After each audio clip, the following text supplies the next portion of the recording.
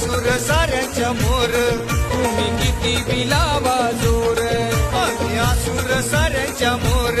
तुम्ही किती बिलावा थर, हंडी फोडतील आमचीच पोर, हंडी फोडतील आमचीच पोर, हंडी फोडतील आमचीच पोर.